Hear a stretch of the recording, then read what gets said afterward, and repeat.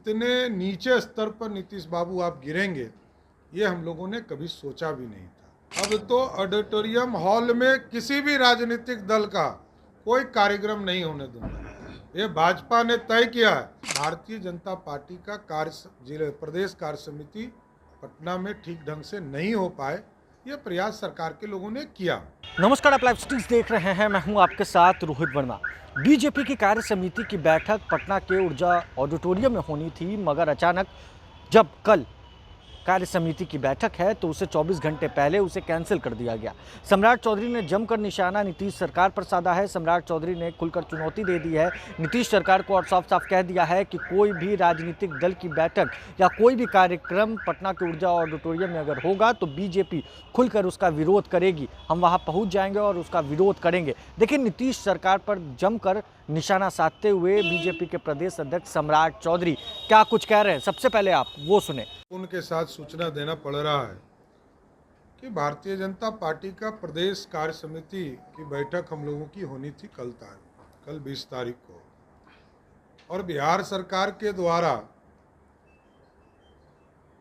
ऊर्जा विभाग के ऑडिटोरियम हॉल को हम लोगों ने बुक कराया था।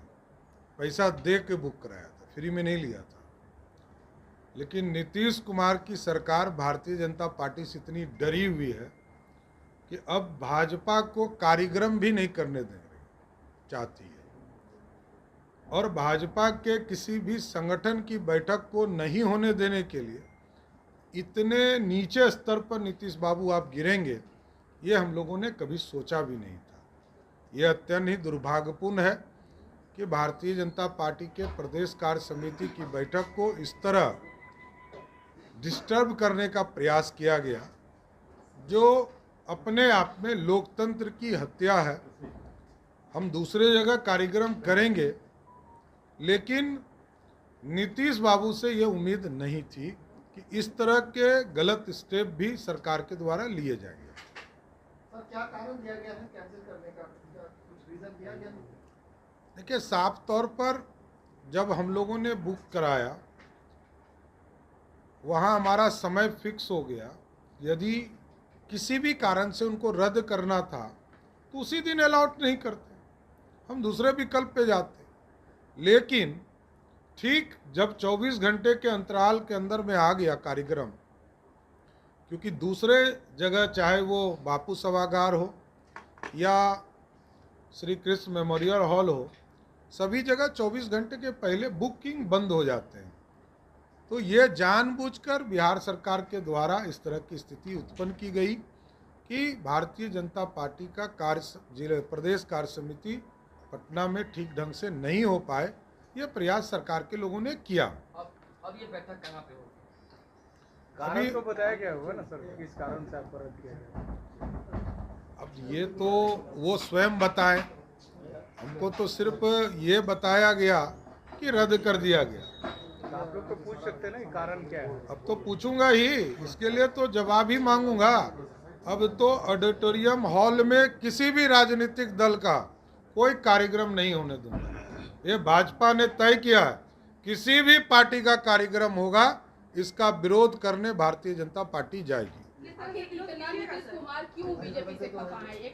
अब देखिए, स्वयं घोषित प्रधानमंत्री जी पर मैं कुछ नहीं कहना चाहता हूँ, जो अपने आप को स्वयं प्रधानमंत्री घोषित करते हो।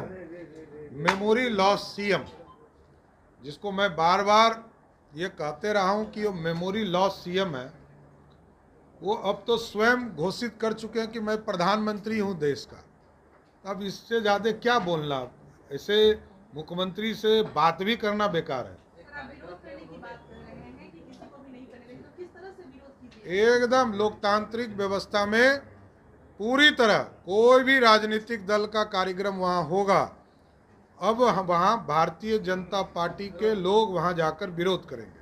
ललन सिंह के प्रधानमंत्री के प्रधान सचिव ललन सिंह के मटन चावल भोज के बाद आपने टिप्पणी किया था, इसके बाद आपके ऊपर भी एफआईआर दर्ज किया गया, क्या कहेंगे? एफआईआर दर्ज? अभी तो लीगल नोटिस उन्होंने भेजा था, 15 दिनों का समय दिया, नोटिस हमको भेजा गया, तो 15 दिन होगा तब ना। वैसे मैंने नीतीश कुमार जी को कहा था नीतीश बाबू का यदि लीगल नोटिस आता तो जरूर जवाब देना चाहिए, क्योंकि मैं तो नीतीश बाबू से पूछता हूं। आज तक मेरा कभी प्रश्न दूसरे के खिलाफ हुआ ही नहीं है।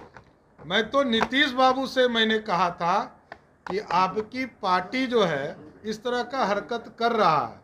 अब तो नीतीश बाबू को जवाब प्रश्न करना चाहिए था। अब नीतीश बाबू ने प्रश्न ही नहीं किया। मैं तो कह ही रहा हूँ, खुली चुनौती दे रहा हूँ नीतीश कुमार जी को कि आपके 18 साल में बिहार के लोग शराबी हुए। कल तक 1000 भी शराब की दुकान बिहार में 2005 तक नहीं था, और 2005 से लेकर 16 तक 10,000 से अधिक शराब की दुकानें हुई। तो बिहार के लोगों को शराबी किसने बनाया?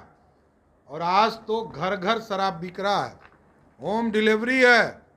ये नीतीश कुमार जी को जवाब देना चाहिए ना। और ये क्या सोचते हैं कि हम लोग डरने वाले हैं?